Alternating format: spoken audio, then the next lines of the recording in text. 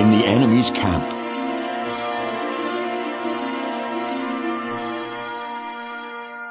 The beaching was difficult.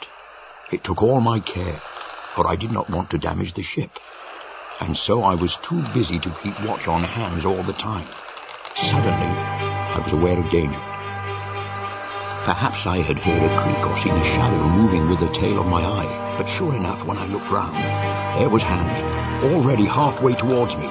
A dagger was in his right hand. I dashed away and pulled a pistol from my pocket. Turning, I took aim and fired. There was no flash, no sound. The powder was wet with seawater. The ship gave a sudden lurch as she hit the shore, and we were both thrown off our feet. Before Hans could stand again, I had climbed the mast. Safe for the moment, I sat in the rigging and put dry powder in my pistols. Hans was slowly coming up the mast after me, his dagger between his teeth. "One more step, Mr. Hans," I called, "and I'll blow your brains out." He stopped and in a flash flung his dagger. I felt a sharp pain and found myself pinned to the mast by the shoulder. The sudden pain and shock made me fire both my pistols. With a cry, Israel Hans fell headfirst into the water.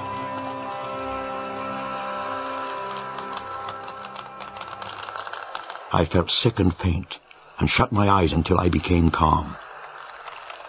When I had freed myself, I found that the wound was not very deep, in spite of the blood that ran down my arm.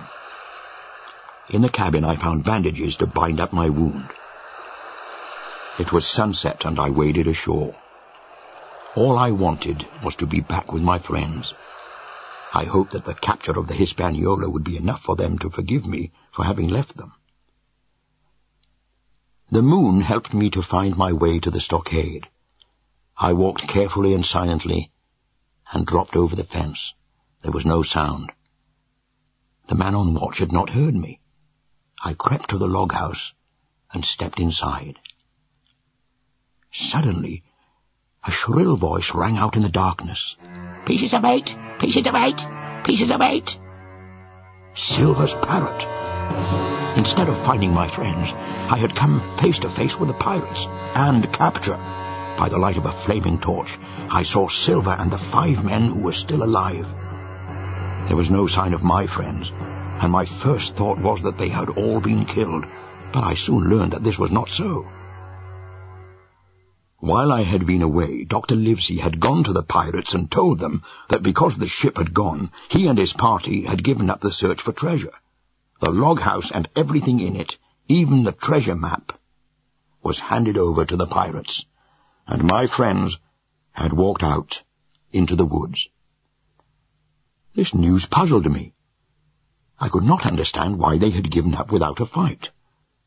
Long John Silver was still the pirate leader, but he seemed less cheerful than before.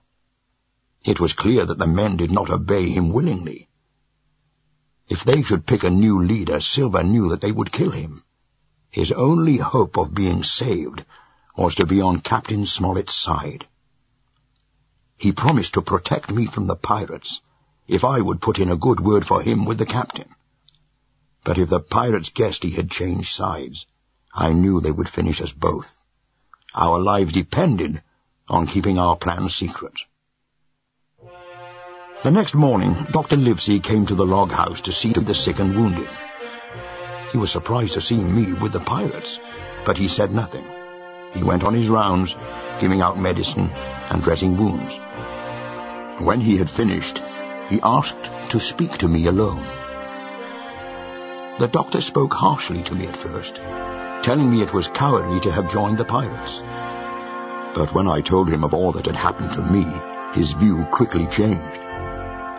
When he heard that the Hispaniola was safe, the doctor's eyes opened wide in amazement.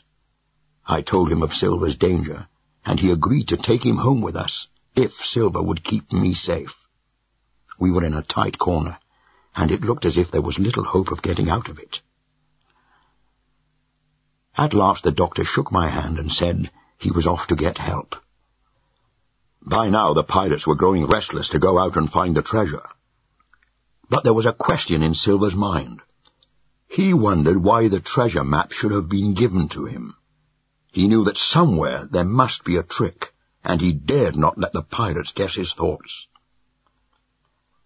As we sat round the fire eating breakfast, Silver chatted away telling the pirates how rich they would all be when they had found the treasure.